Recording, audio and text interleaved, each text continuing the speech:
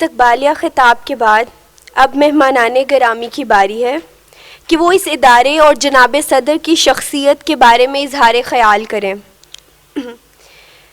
میں محترمہ حنا جیلانی صاحبہ، جو ملک کی معروف دلیر خاتون جنہوں نے اقلیتوں اور خواتین کے حقوق اور شخصی آزادیوں کے لیے طویل جنگ لڑی ہے، ان سے گزارش ہے کہ ادارے اور منٹو صاحب کے متعلق اظہار خیال کریں۔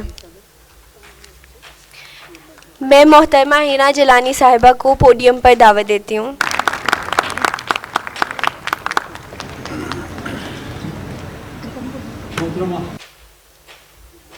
بہت شکریہ، آج کی اس تقریب میں شامل ہو کر مجھے بہت خوشی ہوئی۔ یہ ہم سب کی خوش قسمتی ہے کہ منٹو صاحب، سید افضل حیدر صاحب اور ایسے لوگوں کے توسط سے ایک لاء کالج کھل رہا ہے جس میں ہم سمجھتے ہیں کہ ایک جو کانسٹیٹیوشنل لاء کے حوالے سے، رول آف لاء کے حوالے سے صرف پڑھایا نہیں جائے گا بلکہ اس رول آف لاء کی رسپیکٹ بھی ان کالا کوٹ پہننے والوں کے دلوں میں رہے گی جو کہ قانون کو اس ملک میں ایک رول آف لاء کی شکل میں رائج کرنا چاہتے ہیں۔ منٹو صاحب کے بارے میں کیا کہوں؟ میرے خیال میں میری عمر سے لے کر مجھ سے بہت چھوٹی عمروں تک جنریشنز اب منٹو صاحب کو اپنا مینٹور مانتے ہیں۔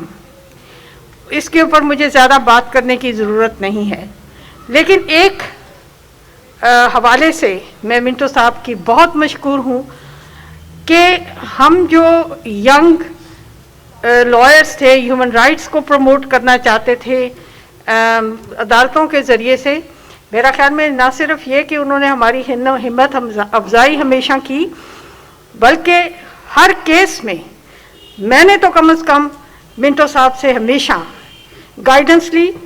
اور یہ بھی وقت کئی دفعہ آیا کہ جب ہائی کورٹ میں ہم کوئی کیس ہار گئے اور وہ ایک امپورٹنٹ کیس ہوتا تھا فنڈامنٹل رائٹس کا، تو منتیں کر کے مفت، ہمیں پتہ تھا کہ منٹو صاحب ہی سپریم کورٹ میں ہمارے لیے جائیں گے۔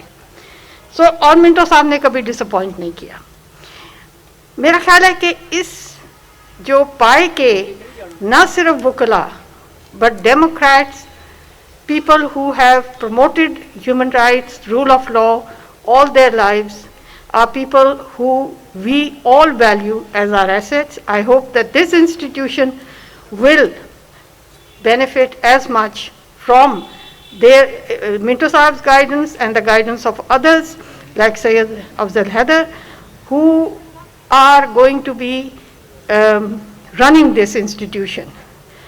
So let us hope that we have more time to benefit from their guidance and that this institution does as well as everyone sitting here today expects it to do. Thank you.